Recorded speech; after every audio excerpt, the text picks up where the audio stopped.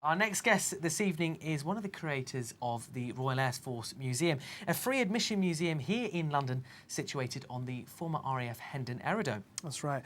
A very suitable guest, considering this is, of course, the 70th year since VE Day, which symbolises victory in Europe, marking the end of World War II.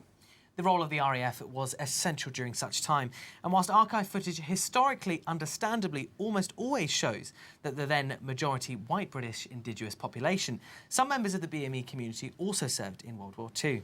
Here to share the significance of VE Day, the role of the RAF Museum and some significant examples of serving BME personnel is Peter Devitt. Good evening. Welcome. Good evening. Welcome to the show. Thank you for having me. Thank you very much. Now, I said to you just before we went on air, I had a little confession about the RAF. Go on. I had a soft spot years ago.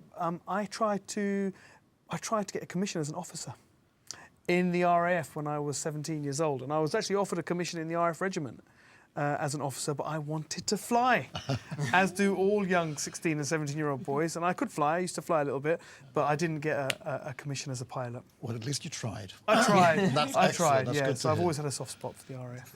It's very significant, isn't it? Obviously, 70 years on, and I think, if we may say so, it's a bit. The RAF Museum, to a degree, is a bit modest, isn't it? Really. I mean, there's not many free admission museums here in the UK, are there? It's an interesting thing. People are often very surprised about how large it is and how much we have. And they're also very surprised about the way that we are interpreting our collections. This is a time for reflection. 70 years, the end of the defeat of a terrible tyranny. And one thing we've realised in looking at the Royal Air Force and the Commonwealth and Allied Air Forces that were standing all shoulder to shoulder, over 1 million people were in the RAF in February 1945. We had 30,000 exiles from occupied Europe.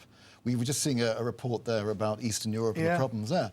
We now know how much we owe the Polish airmen and airwomen and the Czechoslovaks, people from Norway and from France and from Belgium, from the old Commonwealth, and more recently we've been making inroads into actually discovering what was happening in Asia, Africa and the Caribbean. And these are stories that aren't so well told at the moment, aren't they? And you said you're making inroads into this, but it is very, very interesting, especially when we look at the UK today and how diverse its population is. I know that there was a documentary series on World War I even, where there were hundreds of thousands of people from India who were involved in helping the Brits. It's an interesting thing. For a variety of reasons, it's taken a long time for these stories to come through. And at the risk of puffing an exhibition, we were runners-up to the Poppy installation as Museum Exhibition of the Year, Museums and Heritage, with an exhibition called Pilots of the Caribbean, which was about African heritage airmen and airwomen who served, particularly in the Second World War. And we made a number of discoveries. It's all quite recent. The first black pilot in Britain's military flying services was 1917. Sergeant William Robinson Clark. So that's First World War, From isn't it? First World War. Kingston, Jamaica, who paid his own passage to come, flew RE-8 biplanes over the Western Front, survived being shot through the spine, managed to get his aircraft back and went home a hero, and then didn't talk about it. Amazing. Now, there was after the First World War, there was, you can definitely say that there was an embarrassment that there were black and Asian people who were doing just as well, who were just as brave, and just as resourcul as the colonial. So you think the stories weren't really told? I think there was an element. If you've got an empire, it's predicated on superiority and inferiority. You don't need Sergeant William Robinson Clark being a hero over the Western Front in a biplane. It's going to be after the Second World War, it's a bit different because we saw larger numbers and we saw people, all volunteers. Any black face you see in the RAF is a volunteer. Every single one. Many of them paying their own passages to come, some coming by way of Canada, which was a very tolerant country, they're freezing cold. We were looking at 500 aircrew, of whom 150 were killed, 30% losses. Wow. These men went back to Africa and the Caribbean. They became prime ministers, they became judges. They changed things, they were leaders. A third of the Empire Windrush, when it tied up in 1948 in Britain, were ex-RAF going back into the service. They liked the service respected them. They then became mayors. People like Sam King, they did great things. We've only just realised this now. It is amazing. Coming back to the involvement of minority ethnic groups, Peter, there's somebody I'm keen to draw out of the conversation, being Islam Channel as it is, looking at the Muslim contribution, but there's one particular person, isn't there, who stands out in terms of her contribution? We're talking about Princess Noor Inayat Khan, who is without doubt one of the most extraordinary people to have served in certainly the British Air Forces. She was a secret agent for the Special Operations Executive. By no means a typical secret agent. She was a Muslim. She was an Indian nationalist, very, very fiercely so. She was the great-great-great-granddaughter of Tipu Sultan, who had fought famously against the British, Tiger of Mysore. Her father was a Sufi mystic, a musician. They were pacifists, the family. And she was raised... I mean, that's not the first person you think of as a spy, is it? When you bring all of that into it, is it? She wrote children's stories. She was a gentle, sensitive, musical, beautiful young woman. But when France fell and the Nazis took Paris, her family rushed to Bordeaux. They took the last ship out. They arrived in Cornwall, and she, her brother and her sister, even though they were pacifists, even though they were Indian nationalists, even though their entire upbringing, everything, their entire philosophical system was against fighting, said, we must do something. Her brother went to the Royal Navy, her sister went into the Army Territorial Service, and Noor went to the Women's Auxiliary Air Force. She trained as a wireless operator.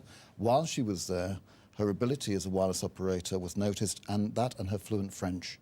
And she was gently recruited into the Special Operations Executive. So, a spy? A spy. Fantastic. And she was landed in France by Lysander aircraft. Unfortunately, the network she was to work with had been compromised. And she arrived in June 1943. And this is the extraordinary thing about her. She was told, get out. We know that we're compromised. Right. It's not safe. There'd been mass arrests of resistance workers. She wouldn't go. She refused to go. She was told twice to leave.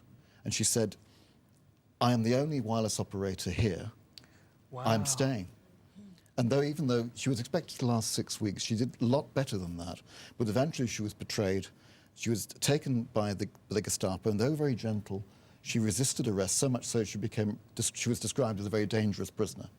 She twice escaped, or attempted to escape from captivity. She was eventually put in prison, in solitary confinement in chains. Wow. She refused to give any information, even though she was tortured. For 10 months, she refused to do anything. Her fellow prisoners could hear her crying at night. That was the only concession to what she was going through. And on the early hours of the morning of the 13th of September 1944, she was beaten savagely by an SS guard. And before he shot her, he tried to get her to give a Hitler salute.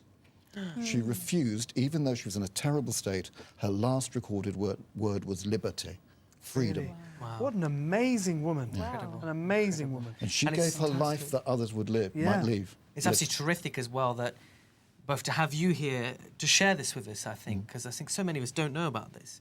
And I think also the fact that we've got so much modern technology, not just broadcasting live today, but also our social media platform, which of course leads me to tonight's feedback on obviously our Twitter challenge.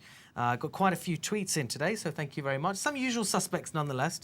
Ruby Khan says, Salam, we're tuned in from London. Good show as usual. Thank you very much, Ruby. Thank you very much, Ruby. Sami Ahmed says, Salam, great show, alhamdulillah. Again, another face that's familiar. You know what I love about this? Where's Sammy? Where's he He's from London as well, so great following London. And another one today, also from Tarek. He says, Assalamu alaikum, great show, guys, watching in Lincolnshire. Not as exotic as Ghana, but still great to hear from you. Fantastic. Thank you so much. Well, I mean, what a place to break from. I'm a bit lost for words, really, because that is such a striking story, isn't it? It really was. And yet, really, we, you know, as a Muslim community, I could say, we don't know much about this woman. We don't. Another thing that's not realised, in the First World War, there were over 1 million Indian servicemen who served, over 1 million. In the Second World War, there were over 2.5 million personnel, men and women. That's the largest all-volunteer force the world has ever seen. Yeah. And we're only discovering them now. 20% of the Royal Indian Air Force was Muslim. If you're looking for a hero, you're looking for an Indian flyer. There's a chap called Flight Lieutenant Haider Raza. When the Japanese attacked through Burma, Myanmar now, he fought a one-man campaign for 2 weeks on his own, strafing the Japanese formations as the Royal Air Force and the Indian Air Force withdrew, later Royal Indian Air Force. And he'd more or less been forgotten about. He sent a signal to his CO saying, this private guerrilla war is great fun, but I've only got one pair of shorts and one shirt, and that's a bit much for 2 weeks in. They realised he was still there, so they said, right, you better go home. He fought on his own for 2 weeks, withdrew him to India, where he was mentioned in dispatches, and he was one of the founders of the Pakistan Air Force. I think Haider Raza was his name. Raza. I think he might have a relative who normally sits here on this sofa with me. Really? Well, Naeem's Raza, isn't it? He never stops fighting. He never stops. Never stops energy. He's relentless.